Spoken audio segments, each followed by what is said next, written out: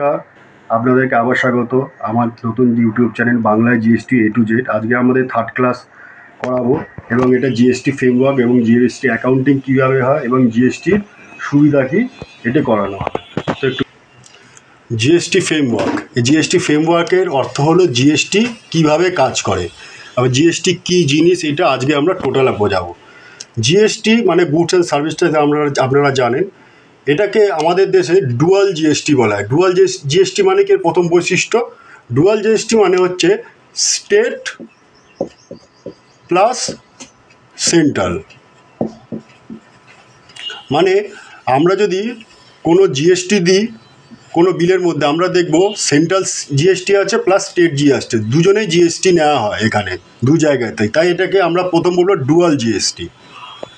Second যে আমাদের GST ফ্রেমওয়ার্কে আছে সিজিএসটি, এসজিএসটি, ইউটিজিএসটি, আইজিএসটি। এগুলো কি?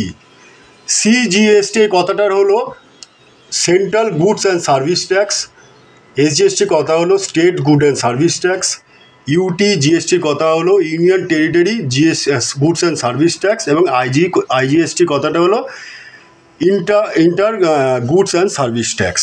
ঠিক আছে, এগুলো কিভাবে কাজ করে এবারে আমরা দেখব।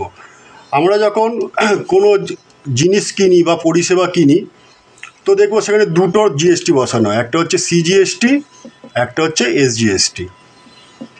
এই সিজিএসটি কথা হচ্ছে central good and service tax এবং এসজিএসটি কথাটা হচ্ছে states good and service tax. এই দু রকম ট্যাক্স থাকে, এই দুটো ট্যাক্স মিলিয়ে হয় আমাদের আইজিএসটি। এবারে কখন এগুলো হয়? ধরুন আমরা কোনো গুডস কিনছি যেটা কলকাতা টু কলকাতা দেই, ঠিক আছে, তখন আমরা সিজিএসটি এসজিএসটি ব্যবহার করব। কিন্তু যদি আমরা কলকাতা টু ধরুন বিহার আমরা কোনো জিনিস বিক্রি করি তখন সেখানে আইজিএসটি লাগবে। ঠিক আছে। থার্ড নম্বর হচ্ছে লেজিসলেচার। কি লেজিসলেচার? সমস্ত দেশে একটাই লেজিসলেচার, সিজিএসটি অ্যাক্ট 2017। এই একটাই সমস্ত দেশে এই একটাই চলছে। এছাড়া প্রত্যেকটা স্টেট কি করে নিজস্ব এসজিএসটি অ্যাক্ট বানায়। যেমন আমাদের ওয়েস্ট বেঙ্গলে ডাব্লিউবি এসজিএসটি অ্যাক্ট 2017 আছে, সেমনি প্রত্যেকটা স্টেটেরই একটা নিজস্ব এসজিএসটি অ্যাক্ট আছে। ক্লাসিফিকেশন বলতে কি বলবো, আমাদের যে জিএসটির আন্ডারে অনেক রকম গুডস আছে অ্যান্ড অনেক রকম সার্ভিস আছে। সেই সার্ভিসগুলো একটা তালিকার আন্ডারে আনা হয়। সেই তালিকাটা, এই যে গুডসের তালিকাটাকে আমরা বলি এইচএসএন, এবং সার্ভিসের তালিকার যে কোড আমরা সেটা এসএসির আন্ডারে রাখা হয়। ঠিক আছে। পঞ্চম যে বৈশিষ্ট্যটা আছে কম্পোজিশন স্কিম। কম্পোজিশন স্কিম মানে হচ্ছে ছোট স্মল যারা আছে ট্রেডার, তাদের জন্য সরকার কি করেছে, কম্পোজিশন স্কিম বানিয়েছে। কম্পোজিশন স্কিম মানে এমন একটি স্কিম যেখানে ট্রেডারদের বেশি কিছু বুকস অফ অ্যাকাউন্টস মেনটেন করতে হয় না। এছাড়া এদের লিমিটও অনেক কম থাকে। এছাড়া এদের রেজিস্ট্রেশন নানা রকম সুবিধা থাকে এবং নানা রকম অসুবিধা হচ্ছে। যখন আমরা কম্পোজিশন স্কিম এই চ্যাপ্টারটায় যাব তখন আরও ডিটেলডে পড়াবো। এখন এটা জেনে রাখুন যে ছোটো ব্যবসায়ীদের সুবিধার জন্য জিএসটিতে কম্পোজিশন স্কিম দেওয়া হয়। 6 এর যে ফ্রেমওয়ার্কটা আছে রেজিস্ট্রেশন জিএসটিতে প্রত্যেককেই রেজিস্ট্রেশন নিতে হয়, কিন্তু তার একটা লিমিট থাকে। এখন আপাতত লিমিট আছে গুডস যারা মাল বিক্রি করে তাদের 40 লাখ, এবং যারা সার্ভিস করে তাদের জন্য 20 লাখ অবধি আপনার লিমিট আছে। ঠিক আছে। তাই জন্য এই জিএসটিতে কিনা ছোটো ব্যবসায়ীদের অনেক সুবিধা আছে, কারণ তাদের রেজিস্ট্রি নিতে হয় না। যদি তারা গুডস বিক্রি না করে 40 লাখের নিচে অবধি তাদের রেজিস্ট্রেশন নিতে হয় না, এবং যদি তারা সার্ভিস প্রদান না করে 20 লাখের অবধি তাদের রেজিস্ট্রেশন নিতে হয় না। 7 যে বৈশিষ্ট্য আছে এটা এক্সেমশন কি? জিএসটিতে কিছু গুডস অ্যান্ড সার্ভিসে এক্সেমশনও আছে। যেমন ফর এক্সাম্পল আমরা যে নিত্য প্রয়োজনীয় জিনিসপত্র, যেমন হচ্ছে নানা রকম খাবার দাবার, যেমন হচ্ছে চাল বা হচ্ছে সবজি, এগুলোর ক্ষেত্রে আমরা কি দেখি, এগুলো জিএসটি এক্সেমশন করা আছে, মানে এগুলোর উপরে জিএসটি লাগে না। জিএসটির 8 নম্বর যে ফ্রেমওয়ার্কের বৈশিষ্ট্যটা আছে সেটা লেখা আছে সিমলেস ফ্লো অফ ক্রেডিট। এটার অর্থ কী? এটার অর্থ এই হচ্ছে, দেখুন আগে যখন আমাদের সিএসটি মানে সেন্ট্রাল সেল ট্যাক্স বা ভ্যাট ছিল, এক স্টেট থেকে অন্য স্টেটে যদি আমরা সেল করতাম তার উপরে লাগতো সিএসটি, এবং একই স্টেটে যদি আমরা সেল করতাম লাগতো ভ্যাট। কিন্তু যখন এক রাজ্য স্টেট থেকে অন্য স্টেটে আমরা সেল করতাম তখন সিএসটি আমরা ক্রেডিটটা নিতে পারতাম না, সেইটা আমাদের বিলের কস্টিং হিসাবেই যোগ হয়ে যেত। এবং যখন যারা প্রোডাকশান করতো, ম্যানুফ্যাকচারদের ক্ষেত্রে বলি, যারা এক্সাইজের আন্ডারে ছিল তাদের কী করতো, একটা নতুন ধরনের ভ্যাট লাগতো, মানে এক্সাইজ ভ্যাট লাগতো, সেটাকে বলবো আমরা সেন ভ্যাট ক্রেডিট। এবং তার উপরে আবার ভ্যাট লাগতো, মানে একটা প্রোডাকশানের ট্যাক্স লাগতো, একটা বিক্রির ট্যাক্স লাগতো, এবং দুটো মিলে কস্টিংটা বেড়ে যেত। কিন্তু জিএসটিটা এরকম লাগে না, জিএসটিতে শুধু অনলি জিএসটিই লাগে। ধরুন সেটা আমরা একই রাজ্য থেকে অন্য রাজ্যেই সেল করি বা সেম রাজ্যই সেল করি না কেন, সেই জিএসটি আমরা ইনপুটটা পাবো, ফলে এখানে জিনিসের দামটা অনেক কমে যাবে। এইটা জিএসটির একটা খুব বড় সুবিধা। 9 নম্বর যেটা ফ্রেমওয়ার্কে আছে আমাদের জিএসটি কমন পোর্টাল। দেখুন জিএসটির সমস্ত যাবতীয় কাজ একটি নির্দিষ্ট পোর্টালে হয়। পোর্টালটার নাম হচ্ছে www.gst.gov.in। এখানে আপনারা কী কী করতে পারবেন, এখানে আপনারা প্রথম তো রেজিস্ট্রেশন করতে পারবেন, দ্বিতীয়ত হচ্ছে পেমেন্ট করতে পারবেন, থার্ড হচ্ছে যে এই সাইটে আপনি রিটার্ন করতে পারবেন, 4 নম্বর হচ্ছে যদি কোনো এখানে অ্যাসেসমেন্ট হয় সেই অ্যাসেসমেন্টের জন্য আপনারা অ্যাসেসমেন্ট ট্যাক্সও দিতে পারবেন। এছাড়া যে কোনো রিপোর্ট দেখার ক্ষেত্রে রিপোর্ট অফ জিএসটির এই সাইডে আপনারা দেখতে পাবেন। এছাড়াও নানা রকম এই সাইডে কাজ হয়, সেগুলো আমরা যখন অনলাইন ক্লাস করাবো তখন প্রত্যেকটা জিনিস আমরা দেখিয়ে দেবো, যে কত প্রকার রিটার্ন হয়, রেজিস্ট্রেশন কীভাবে হয়, পেমেন্ট কীভাবে হয়, অ্যাসেসমেন্ট ট্যাক্স কীভাবে ভরতে হয়, এছাড়া বিভিন্ন রকম জিএসটি রিপোর্ট কীভাবে দেখতে হয়, আমরা পুরোটাই অনলাইন ক্লাসে দেখব। 10 নম্বর যেটা আছে জিএসটি নাম্বার। দেখুন জিএসটি নাম্বার কীরকম হয় আমি একটা উদাহরণ দিয়ে বলি। ধরুন কোনো কোম্পানির নাম্বার আছে 19AA CFV4995R1ZZ। তো দেখুন প্রথম দুটো অক্ষর যেটা হয় না, এটা হচ্ছে স্টেট কোড। স্টেট কোড মানে কি, এটা আমাদের ওয়েস্ট বেঙ্গলের কোড। ধরুন জিএসটিতে ওয়েস্ট বেঙ্গলকে 19 দিয়ে ডিকোড করা হয়, তাই জন্য ওয়েস্ট বেঙ্গলে যে কটা জিএসটি দেখবেন সবার আগে 19 আছে। তারপরে দেখুন AA CFV4995R, এই যে এতটা, এখান থেকে এই যে 10 ডিজিট, এই 10 ডিজিট হচ্ছে কোম্পানি হোক বা কোনো ব্যক্তি হোক তার প্যান নাম্বার। আর 1ZZ এটা জিএসটির সিরিয়াল নাম্বার। এইটা নিয়ে জিএসটি নাম্বার গঠন হয়। এছাড়া জিএসটি লাস্ট ফ্রেমওয়ার্কে কী আছে, কম্পেনসেশন সেস। কম্পেনসেশন সেস মানে হচ্ছে কিছু কিছু দ্রব্য আছে যেগুলো ব্যবহারের ক্ষেত্রে জিএসটি গভর্নমেন্টকে আমাদের সেস দিতে হয়, মানে অতিরিক্ত কর দিতে হয়, সেটাকে আমরা কম্পেনসেশন, যেমন হচ্ছে পান মশলা ধরুন বা আপনার টোবাকো ধরুন, যে কোনো তামাক জাতীয় দ্রব্য, এগুলোর ক্ষেত্রে দেবেন কম্পেনসেশন সেস বলে একখানা, এই সেস বলে একটা ট্যাক্স অতিরিক্ত ধার্য করা হয়, সেটাকে বলা হয় কম্পেনসেশন সেস। ঠিক আছে, তো এইটা আমাদের জিএসটি ফ্রেমওয়ার্ক এরমভাবে কাজ হয়। এবারে আমরা একটা এক্সাম্পলের মাধ্যমে দেখব যে জিএসটি কীভাবে কাজ হয়। জিএসটি সামান্য একটা অ্যাকাউন্টিং আমরা দেখাবো, সেই অ্যাকাউন্টিং কীভাবে আমরা জিএসটি ইনপুট নিই, কীভাবে জিএসটি আউটপুট পেমেন্ট করি, সেইটা আমরা এখন একটা উদাহরণ সহ দেখব। এবারে আমরা দেখাবো যে জিএসটি কীভাবে সেম স্টেটে কীভাবে কাজ করে।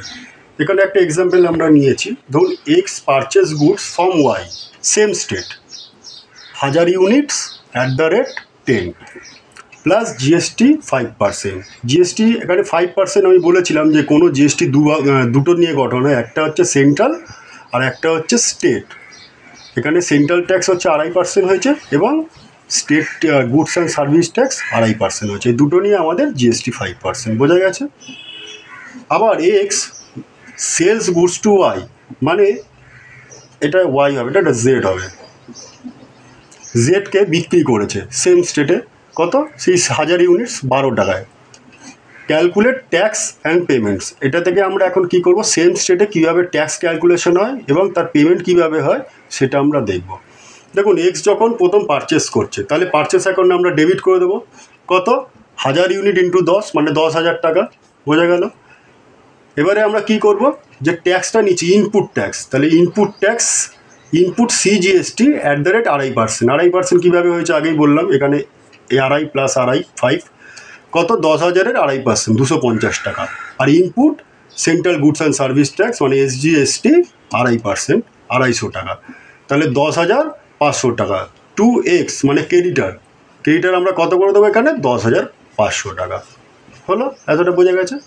এবারে সেকেন্ডে আমরা কি বলেছি, যে X sell goods to Z same স্টেটে কত, 10,000 ইউনিটস ইন্টু 12, কী করবো তাহলে, জেড অ্যাকাউন্ট ডেবিট, এটা জেডকে ডেটার যাকে আমরা বিক্রি করছি, 12,600 কী করে এলো আমি বলছি। প্রথমে দেখুন এখানে টু আউটপুট CGST কত টাকা, 2.5%, 300 টাকা, কী করে এলো সেটাও বলছি। টু আউটপুট SGST 2.5%, 300 টাকা। এখানে দেখুন টু সেলস কত বলেছিলাম, 1000 ইন্টু 12, 12,000, এর 2.5% হচ্ছে 300, এর 2.5% হচ্ছে 300, তাহলে 12,000 আর 300 কত, 600, তাহলে আমাদের ডেটার কত হলো, 600। তাহলে বোঝা গেল কীভাবে আমরা আউটপুট CGST এবং ইনপুট CGST বের করতে পারি।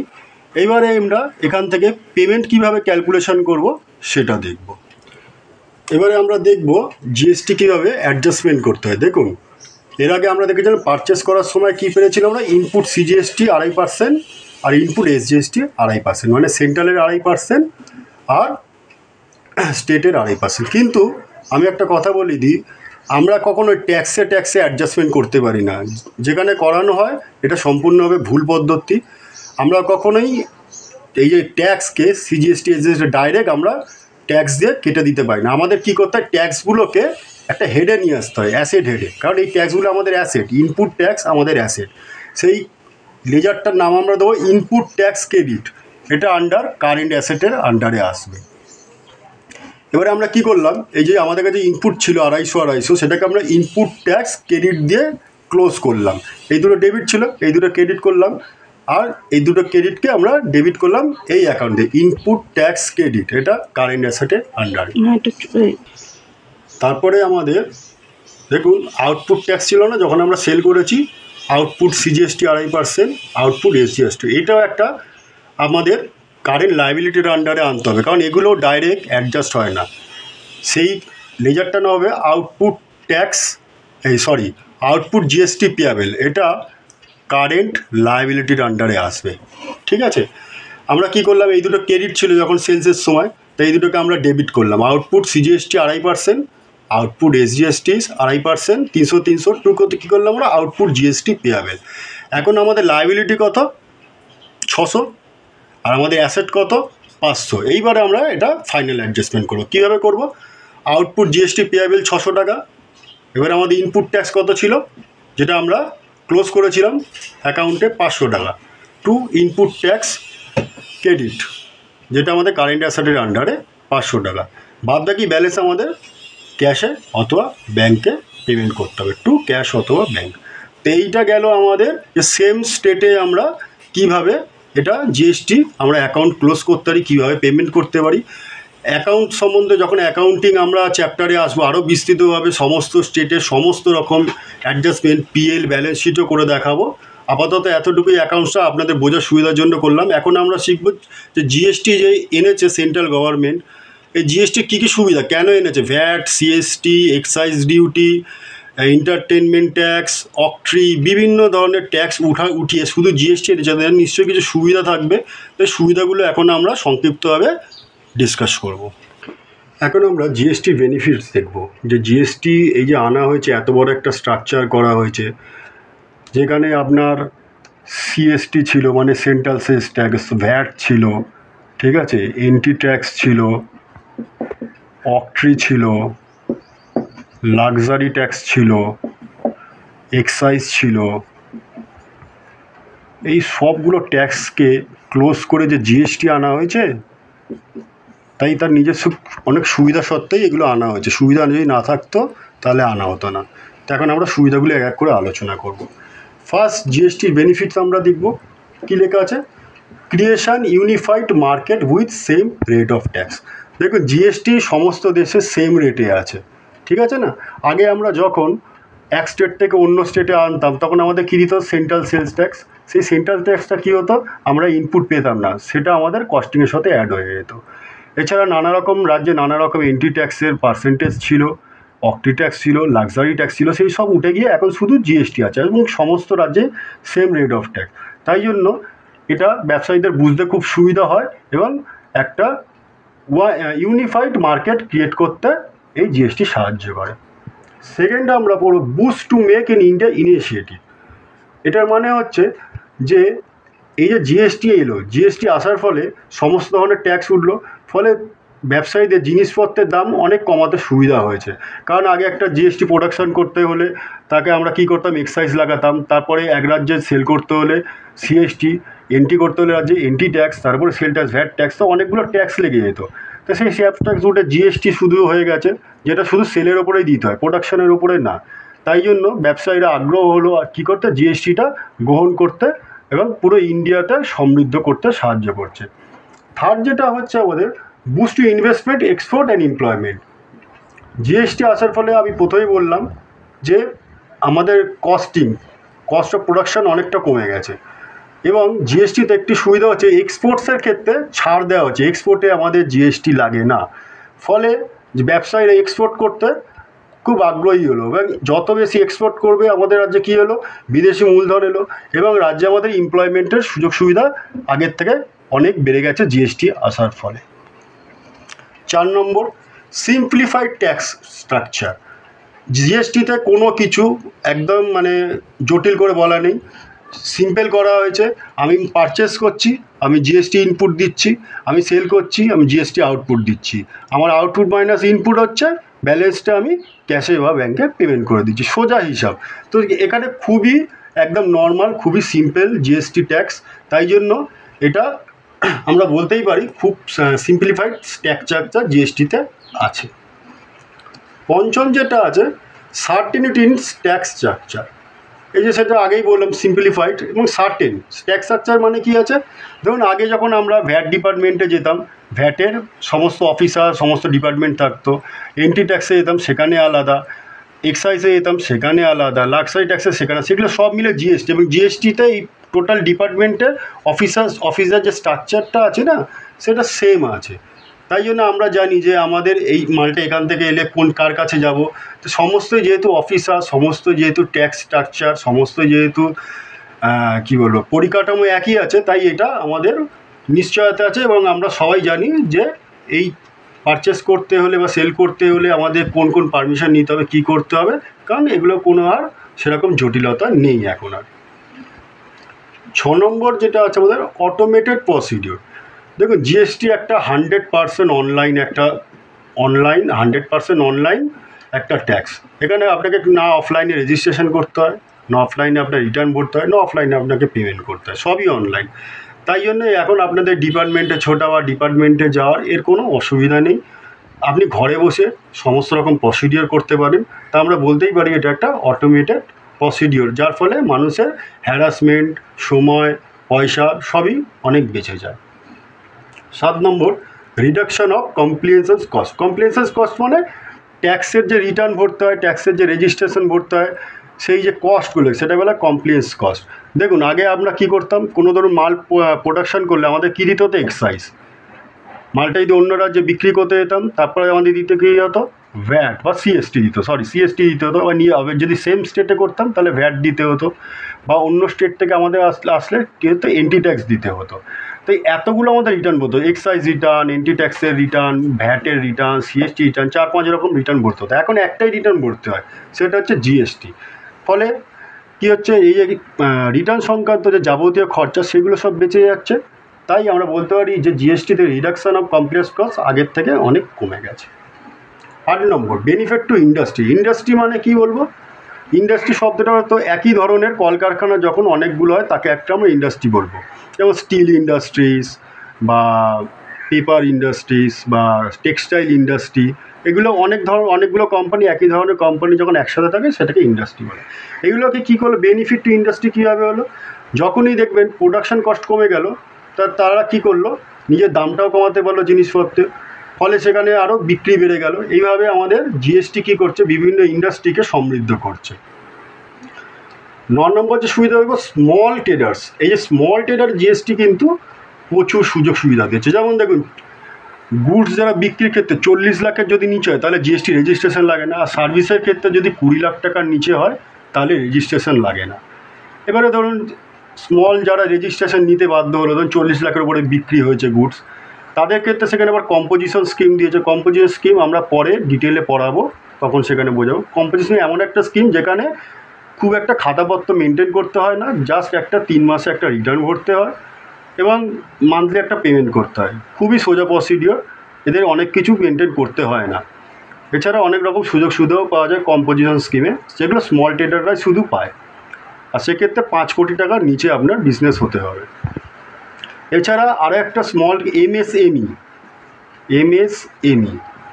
স্মল অ্যান্ড মিডিয়াম এন্টারপ্রাইজের ক্ষেত্রে সরকার কী করে লোন দিচ্ছে এখন, সেই সব লোন নিয়ে অনেক বিজনেসম্যান নিজের ছোট ছোট স্কেলগুলোকে বাড়াতে অনেক সুযোগ সুবিধা হয়। তো এই সমস্ত সুযোগ সুবিধা জিএসটিতে আছে।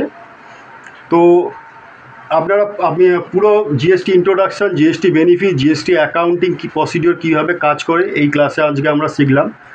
নেক্সট ক্লাসে আমরা শিখব আমাদের যে সেকেন্ড চ্যাপ্টার আছে, সাপ্লাই আন্ডার জিএসটি। এছাড়া এখন আমরা সপ্তাহে 2টো করে ভিডিও দেবো। আগে আপনারা প্রত্যেক সপ্তাহে 1টা করে ভিডিও পাচ্ছিলেন, এখন এভরি উইকে আপনারা 2 ভিডিও করে পাবেন নেক্সট উইক থেকে, ঠিক আছে?